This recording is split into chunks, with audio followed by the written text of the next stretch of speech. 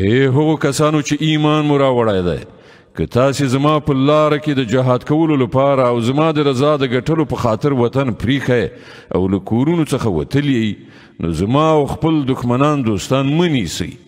تاسې له هغوی سره دوستانه اچوئ، په داسې حال کې چې کوم حق دین چې تاسې ته راغلی دی د هغه له منلو نه هغوی انکار کړی دی، او د هغو چلند دا دی چې پیغمبر او په خپله تاسې صرف په دې ګناه له وطن څخه باسي چې تاسې په خپل پروردګار الله باندې ایمان راوړی دی. تاسې په پټه هغوی ته دوستانه پیغامونه لیږئ، په داسې حال کې چې څه چې تاسې په پټه کوئ او څه چې په ښکاره کوئ، په هر څه زه پوهیږم. هر څوک چې له تاسې نه داسې وکړي، هغه په یقیني توګه له سمې لارې نه بې لارې شو. د هغو چلن خو دا دی چې که پر تاسې بریالي شي، نو له تاسې سره دښمني وکړي او په لاسونو او ژبو سره درته آزار درکړي.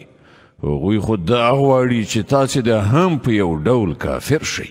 د قیامت په ورځ به نه ستاسې خپلوۍ څه په کار درشي، نه ستاسې اولادونه. په هغه ورځ به الله ستاسې ترمنځ بیلتون راولي او همغه ستاسې د عملونو لیدونکی دی. داسې لپاره په ابراهیم او د هغه په ملګرو کې یوه غوره نمونه ده چې هغوی خپل قوم ته په ډاګه وویل، موږ له تاسې نه او ستاسې له دغو معبودانو څخه چې تاسې د خدای په ځای بندګي کوئ قطعي بېزار یو.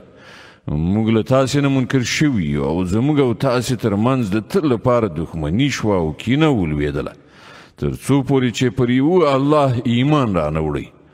خو خپل پلار ته د ابراهیم دا وینا له دې نه مستثنا ده چې زه به ستا لپاره د مغفرت غوښتنه ارومرو وکړم او له الله نه ستا لپاره څه لاسته راوړل زما په وس کې نه دي.